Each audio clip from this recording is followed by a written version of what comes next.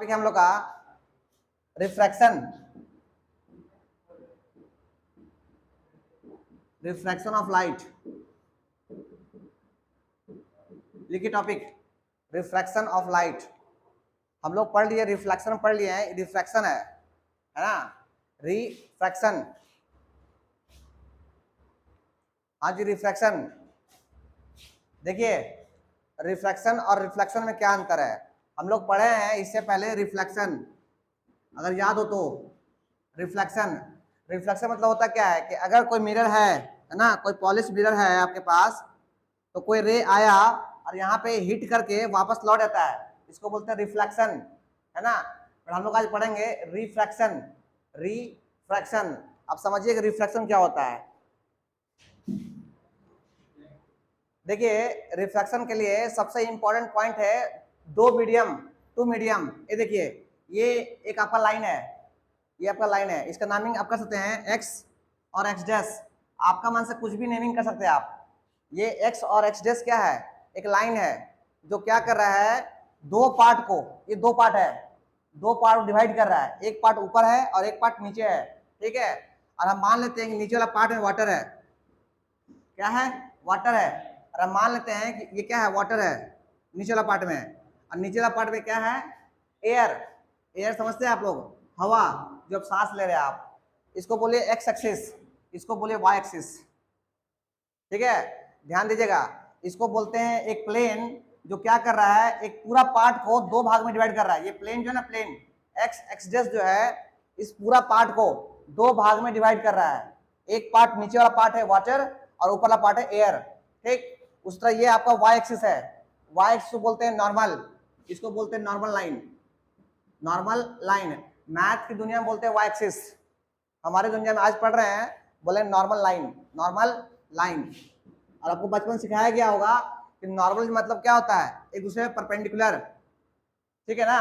अच्छा देखिए एक रे जो है, एक रे मतलब लाइट का रे कहीं से आ रहा है बेचारा, ये देखो ऐसे आ रहा है, ऐसे आ रहा है और यहाँ पे हिट किया, हिट किया, ये था एयर, ये रे है, दिस इज इंसिडेंट रे, ठीक है। कहीं से भी आ रहा हो, आते वक्त यहाँ पे जब हिट किया है ना, तो इसको जाना चाहिए ऐसे, ऐसे जाना चाहिए।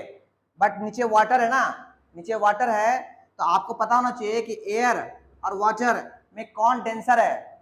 समझते, डेंसर, डेंसर मतलब घनत्व, मतलब उसमें मॉलिक्यूल्स किसके क्लोज ज्यादा है, एयर में या वाटर में। वाटर में, वाटर का मॉलिक्यूल्स जो होता है ना आपस में कनेक्टेड ज्यादा दूर, सामने सामने होता है, तो ये डेंसर है। और ये डेंसर है तो ये रे को जाना चाहिए वैसे, ना जाके ये ऐसे मुड़ जाता है, ऐसे, है ना, नॉर्मल के अलोंग मुड़ता है, ये बैंड करता है, ये रे है ना, ये रे जाना चाहिए ऐसे, बट नीचे वाटर था तो ये रे ना नॉर्मल के अलोंग इधर मुड़ बैंड करता है, इसको बोलते हैं बैंड करना, है ना। तो ये हो गया आपका आर और ये हो गया आपका आई। आई कहाँ से, हमेशा नॉर्मल।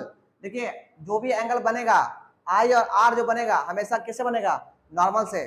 ये हम स्टार्टिंग में पढ़ चुके हैं, किसमें, रिफ्लेक्शन में भी। ये आपका आई, ये आपका आर, ठीक है। और एक किस, हाँ आर रिफ्लेक्शन, वहां पे रिफ्लेक्शन था या रिफ्लेक्शन हो गया, दोनों आर से दिखाते हैं। अच्छा एक केस और है मेरे पास, ये ध्यान दिए, ध्यान दिए, ये देखिए आज जो है ना मेरे लिए ये हो गया आपका नॉर्मल लाइन, नॉर्मल लाइन, और ये हो गया आपका वाटर, आज भी हो गया आपका वाटर ही है। ये एक काम करते हैं ना, एक काम करते हैं, वाटर को ऊपर करते हैं, वाटर ऊपर करते हैं, ऊपर, ये को वाटर है, ऊपर में वाटर है और नीचे क्या है आपका, एयर है, नीचे आपका एयर है, ठीक। अब क्या करते हैं, एक रे आया ऊपर से, ऐसे आया रे, वाटर से एक रे पास किया, ठीक है।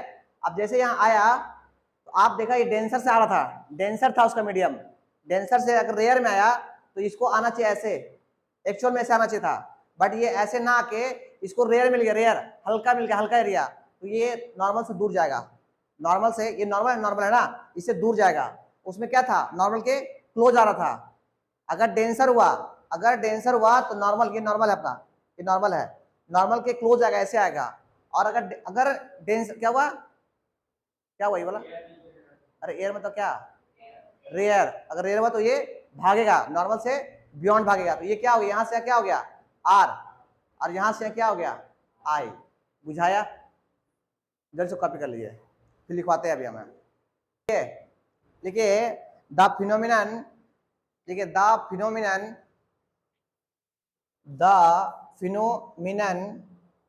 of change, the phenomenon of change in the path, the phenomenon of change in the path of light in going from one medium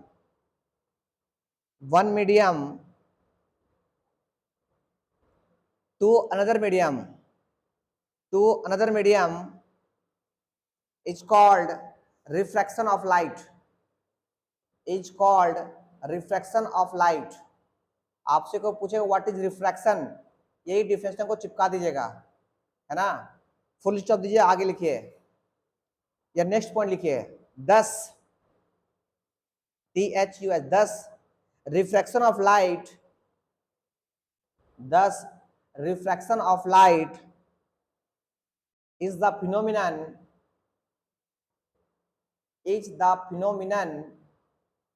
of bending of light from its original path,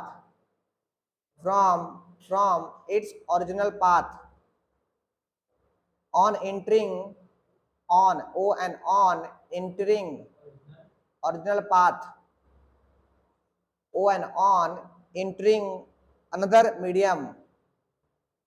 entering another medium, next लिखिए, next point में the refraction अकर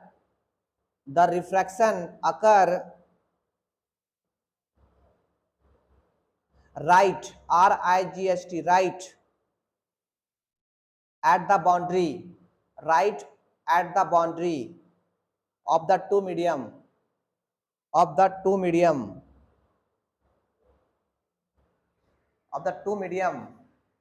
ये देखिए ये जो रे आया है incident ray, इसको बोल दिए O, है ना, इसको बोल दिए A, और यहां से निकल के गया है इसको बोल दिए B, है ना। आप ड्रॉ कर लीजिए डायग्राम में और लिखिए, डायग्राम में ड्रॉ कर लीजिए और लिखिए।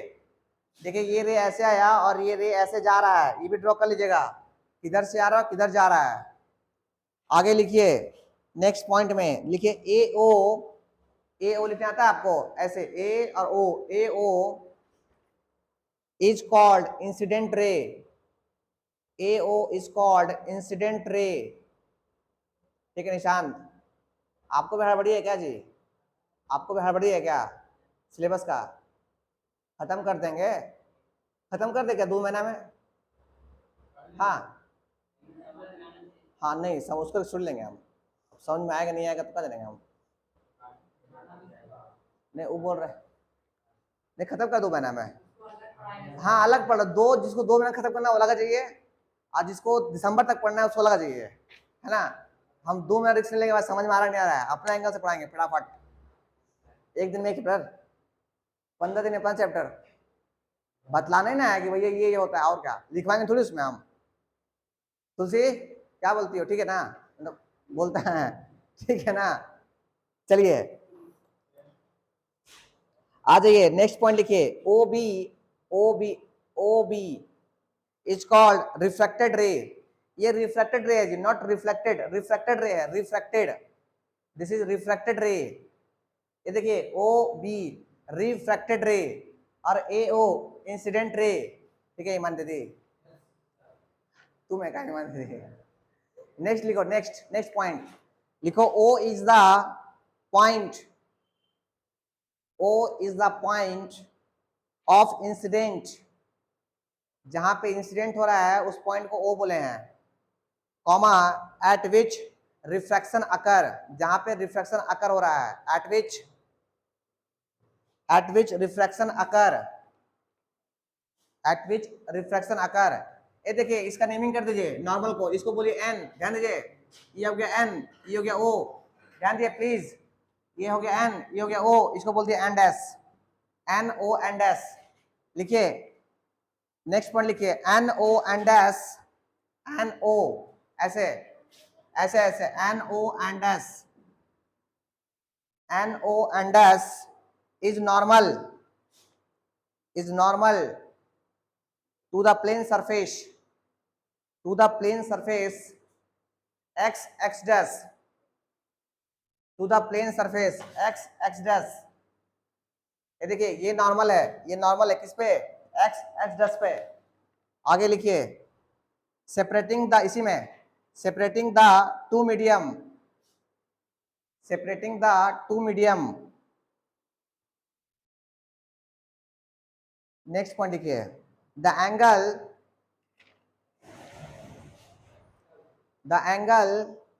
which the angle which the incident ray, the angle which the incident ray AO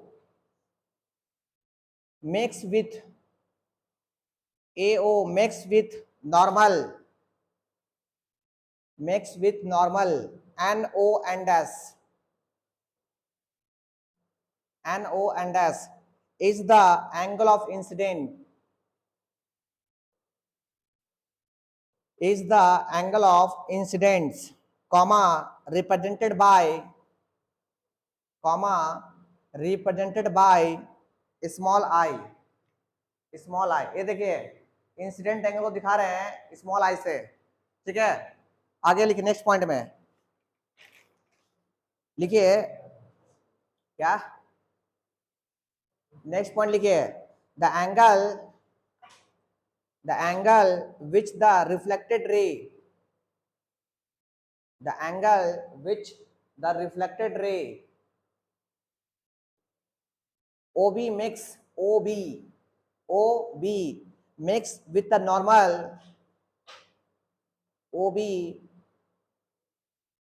makes with the normal NO and S, NO and S is the angle of refraction, is the angle of refraction represented by small r, small angle of refraction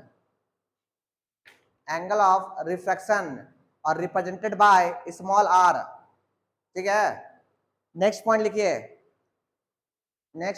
लिखिए इन case of reflection, important point लिखिए इन case of reflection, हाँ, in case of reflection, comma the angle of reflection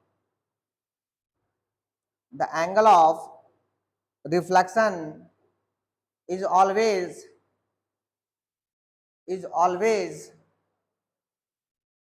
equal to the angle of incidence, is always equal to incident, क्या बोले, is always equal to the angle of incidence। देखिए क्या बोलना चाह रहे हैं, ये बोलना चाह रहे हैं इन केस ऑफ रिफ्लेक्शन, ध्यान दिए इन केस ऑफ रिफ्लेक्शन में क्या जानते हैं हम लोग कि रिफ्लेक्शन केस में एंगल ऑफ इंसिडेंस, ध्यान दीजिए ये कि normal angle of incident equal to angle of reflection. पता है कि आपको रिफ्लेक्शन केस में जितना आई बनता है उतना ही आर बनता है, but in case of reflection जितना आई बनता है या तो उससे ज्यादा बनेगा आर या तो उससे कम बनेगा आर, ठीक है ना। तो इंपॉर्टेंट पॉइंट याद रखिएगा रिफ्लेक्शन और रिफ्रैक्शन में, रिफ्लेक्शन केस में आई इक्वल टू आर हमेशा होता है, ठीक है। इन केस ऑफ रिफ्लेक्शन आई बड़ा हो सकता है आर से और आई छोटा हो सकता है आर से। इट में भी पॉसिबिलिटी है कि आई जो ना इक्वल टू 0 हो जाए, आर इक्वल टू 0 हो जाए, ऐसा हो सकता है। सीधा आएगा तब, सीधा आएगा ना सीधा, और सीधा लौट जाएगा ऐसे ही, ठीक है। अच्छा आगे लिखिए, पहले नेक्स्ट पॉइंट लिखिए, नेक्स्ट पॉइंट लिखिए but in case of refraction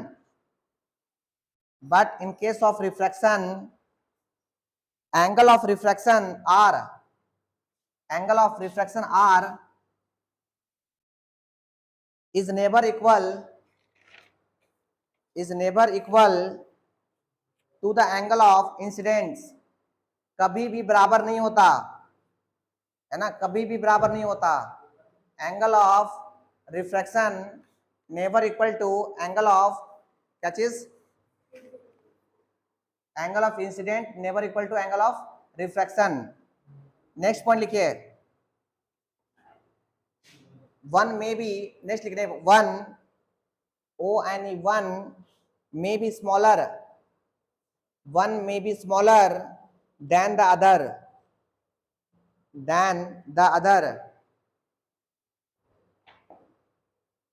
or larger than other। Next point लिखिए, angle of refraction, not reflection, refraction R is smaller than the angle of incidence,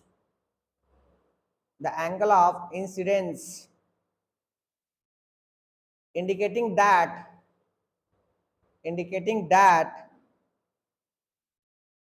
ray bands, ray bands towards normal, ray bands towards normal is going from one medium to medium 2, one medium to medium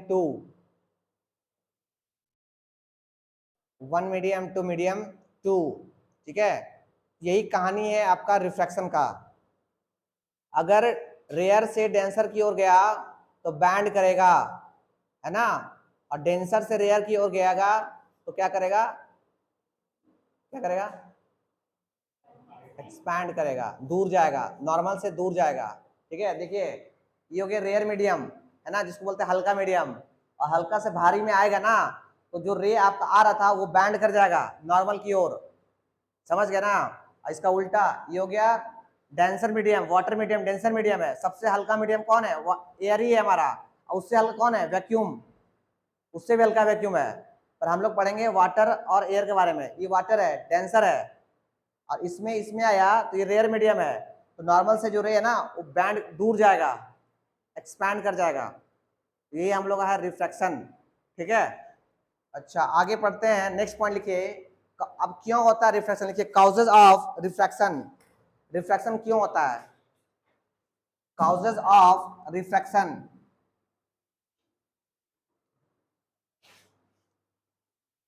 causes of refraction. First point लिखिए the angle of bending, reflection क्यों होता है उसके बाद लिखवा रहे हैं ना। आप लोग सब इंग्लिश मीडियम से है ना, समझिएगा ना लिखा हो चीज को, है ना। लिखिए the angle of bending of a रे would, WOULD, would depends upon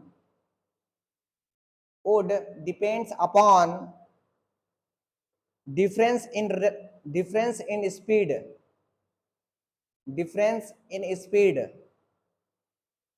of light in the two medium,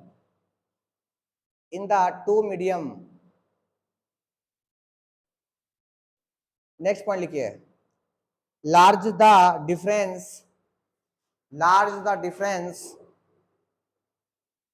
in speed of light,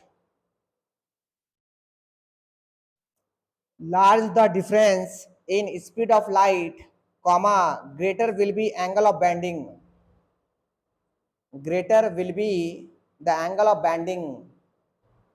and vice versa,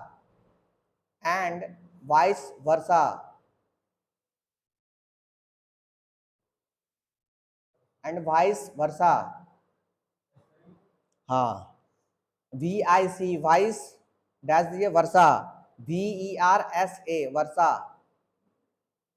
next point लिखिए, फॉर एग्जांपल हम आपको सिखाएंगे कि बैंडिंग, हम सिखाएंगे कि रिफ्लेक्शन क्यों होता है, रिफ्लेक्शन क्यों होता है लाइट का, है ना, वो एग्जांपल समझाएंगे आपको। तो लिख लीजिए पहले, लिखिए फॉर एग्जांपल, अच्छा आप बताइए KH रिफ्लेक्शन क्यों होता है,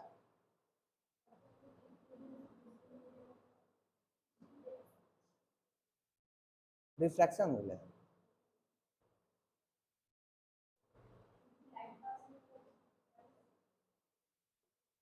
अच्छा हम बताते हैं, अभी देख लीजिए, लिखिए for example comma light will band, light will band, light will bend through the larger scale, through THROUGH, through larger scale in going from air to glass, then in larger scale in going from air to TO2 glass, GLASS glass, then in going from air to water,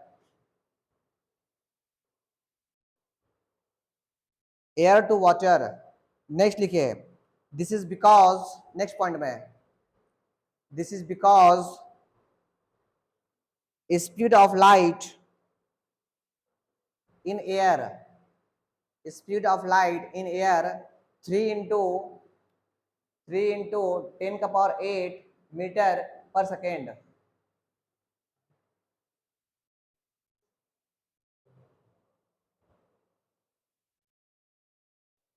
and speed of light in glass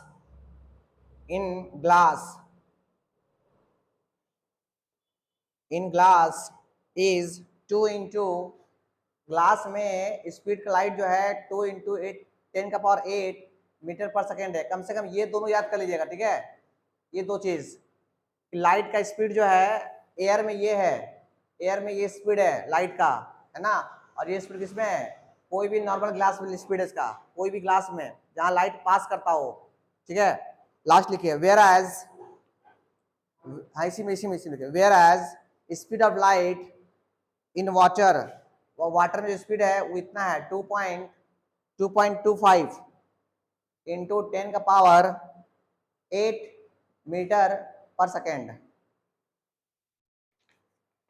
ये हो गया किसमें, water में, ये हो गया water में। आप इसको देख के अनुमान लगा लीजिए कि सबसे स्पीड जो है लाइट ट्रेवल किसमें करेगा, एयर में, वाटर में या ग्लास में। अरे एयर में ना इसका स्पीड देखिए 3 इंटू 10⁻10 मीटर पर सेकेंड है, कितना फास्ट स्पीड है ना। और उसके बाद देखिए ग्लास में कितना है, कम है as compared to water, water में भी स्पीड से मूव करता है रे, लाइट का रे जो है, अरे सूर्य रोशनी, ओ फुटबॉलर देख रहे हो, ये हो गया एयर में मूव करता है ना लाइट का रे, ये हो गया वाटर में और ये ग्लास में। तो आपसे पूछेगा सबसे ज्यादा स्पीड किसमें है, ग्लास, एयर में, ग्लास में या वाटर में, तो आप बोलेगा एयर में। या आपको ये नहीं पूछेगा, आपसे ये दोनों पूछेगा, ये दोनों सबको पता है वाला, तो आपको ये स्पीड याद होना चाहिए, एयर में, ग्लास में और वाटर में, ठीक है। अब हम सिखाते हैं कि रिफ्लेक्शन क्यों होता है। सो लिखवा दिए, अब समझिए क्यों ऐसा होता है। सो अगर समझ में आए तो बोलिएगा हाँ, ना समझ में आए छोड़ दीजिएगा, ऐसे भी आपको पता नहीं है पहले से भी। देखिए ये आपका हो गया एक लाइन, ध्यान दीजिए, एक लाइन हो गया, ठीक है। इसको आप बोलिएगा सेपरेटिंग लाइन, जो कि दो मीडियम को सेपरेट कर रहा है ना। एक नीचे वाटर मान लीजिए और ऊपर मान लीजिए कि आपका एयर है, या ऊपर एयर मान लीजिए, नीचे आप ग्लास मान लीजिए, ग्लास है, कुछ भी आप मान सकते हैं। देखिए मान लीजिए कि लाइट आया, सूर्य का रोशनी आया, लाइट आया, है ना, और ये देखिए यहाँ से यहाँ पहुंचने में मान लिया पास कर गया, पूरी पास कर गया, यहाँ से इसको यहाँ आने में मान लगा 5 मिनट, और ये हो गया आपका नॉर्मल